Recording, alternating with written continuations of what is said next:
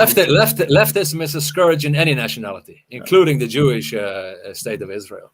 You know, leftists want to destroy their own nation. I believe that they're literally demonically possessed. You know, they want to abort babies. They want to have postnatal abortions. They want open sodomite parades. They want to change the sexes of the children, and they want to destroy the nations. They're literally from hell. The left-hand path is the path of the devil, in my opinion. But notice how, for example, what's really interesting, I find personally from my whole journey in this, is that when we attribute those things to the left, you exclude their ethnicity. You don't call them white. You just call them progressive, Marxist, all of those things. But as soon as you attribute to the Jews or anyone else who's non-white, it's immediately an ethnic issue. Have you noticed that pattern? You don't say those white feminists. You just say feminists. The other thing that scares me about all of this, truthfully, is just listening to the language. So we started the stream with how compassionate and filled with love Christianity and Christians are.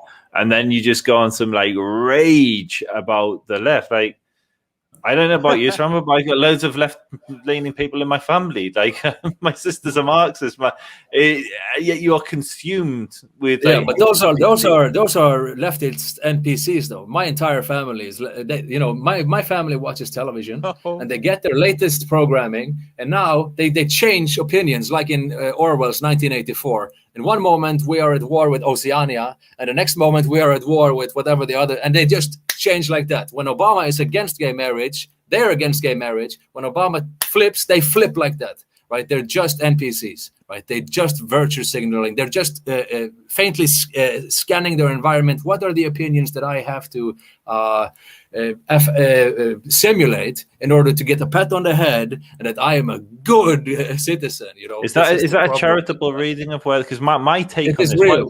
The Bible, okay, you're a Jew. You know the Old Testament. So, the Old Testament even says that when serfs rule, the earth weeps. The earth cannot bear when serfs rule. So universal suffrage has brought us to this point. What I try to do when I debate with people on the far right, the far left, when I speak to people of all sides, I try to be as charitable as I can with them. I'm on a panel with people who literally spouting hardcore anti-Semitism at me, and I'm trying to give them as charitable a take as I can. And when I look at the left, I don't see them as just wanting the virtue signal. I genuinely believe they are trying to make the world a better place. They're trying to Joseph.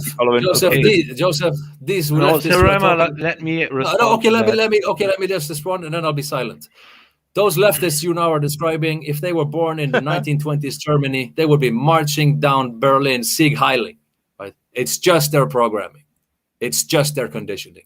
Really, but that's interesting, because let me just give you an anecdote. When I went to the Greta thing down the road, when she spoke I spoke to, I don't know, 10, 15, mainly German girls in their teens, early 20s, some boys as well. And I think I agree with Joseph. They genuinely, sincerely, in their heart of hearts, want a better world.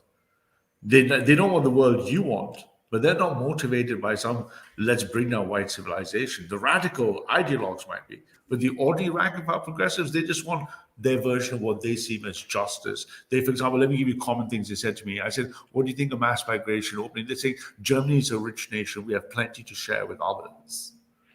They didn't say, let's bring down the Christian patriarchy.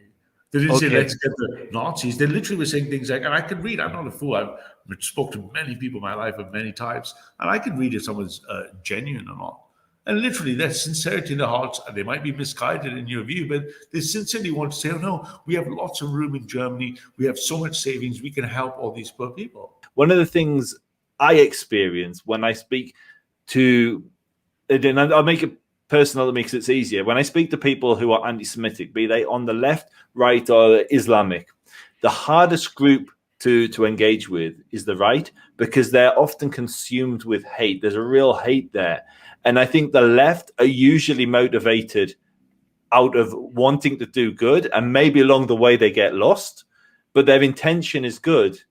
Whereas my experience of the right and the far right, anti-Semites, well, the bigots that I encounter, they're motivated from hate. So the Telegram channels are a great example. If you go into a Telegram channel, you may hear of a Marxist Telegram channel, you'll probably hear some anti-white rhetoric, but it will be incomparable to the hatred, the violent hatred that's coming out of right-wing channels. No, it is wrong. Really? It's very easy to test. Let me tell you that there are people in the parliament, sitting there, they were marching on the street saying, Bomber Harris, do it again, right? In Germany. These are the crazy people, and they are tolerated by the overall media complex and so on. They are literally calling for another, if you like, Holocaust of the German people.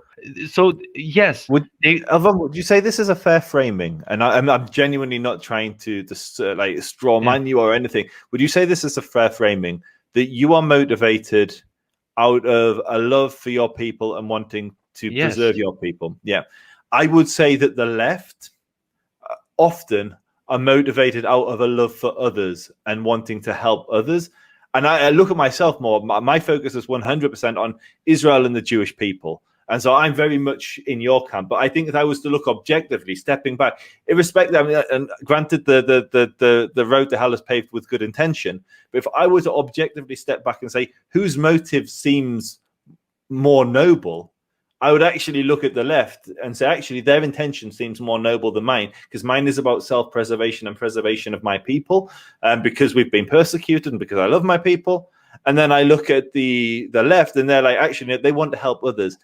And so if I was to look charitably on the left, irrespective of whether I disagree with some of the outcomes, I would say their intention, by and large, is good. Let me give you a real world example, right? So I just recently will be seeing again. I saw one of Simona's cousins has three boys, and I'm very close to them. Watched them from a young age. The eldest is now 19, and the youngest is 8. And they're like good German. You call them liberal conservatives from Hamburg. They care about the planet. They're really good kids. They're not particularly ideological. I don't consider them as virtue signalers. I consider them a very holistic nuclear German family. They do really good things. They're not particularly religious like her parents are and everything, but they still understood that they went to church as they were kids. And one of them wants to do something in environmental science. One of them wants to, and I consider them as liberal, lefty, good boys. Would you consider those kind of Germans to be indoctrinated or morally unsound? These kind of people, I think they're just misguided. They really mean, and Joseph has a point there. It might even be the majority of these people, right? But you have. I think of them, I really think of them as very loving. I mean, obviously, they're not my blood precisely; they're Simona's blood, but I consider them very loving boys. And I just add something else. Someone called Anne Farmhar, sorry, I butchered your name, said in the chat, but Joseph, if someone doesn't even care about their own people, what sort of people are they? And there's a great quote from the Ethics of the Fathers. You're actually getting some Jewish wisdom, so from the Mishnah, which basically says, if I am not for myself, who will be for me? But if I am only for myself, then who am I? And it's basically gets to the heart of what we're saying. Like you have to be for yourself because you can't expect anyone else to be. So that's an absolutely legitimate place to come from. But if you only focus on your own people, if you only focus on yourself, then who are you? Because you're part of this bigger thing. You're part of the world. You're part of mankind. And I think so. I think there's legitimacy to both. I agree. Marxism, for example, right, is purely looking at the collective, and they think everyone is equal, and that is not how human nature works. You are as well an individual as human beings are social creatures. You can't go. You have to have a healthy balance of knowing yourself and knowing the bigger identity that you're part of, right? That literally brought you into existence, right? And yes, you're absolutely right. It's this right balance between individualism and the greater, collective, and that the higher you go then even to the spiritual sphere, if you like. But you have to have these two things in balance. I agree with that.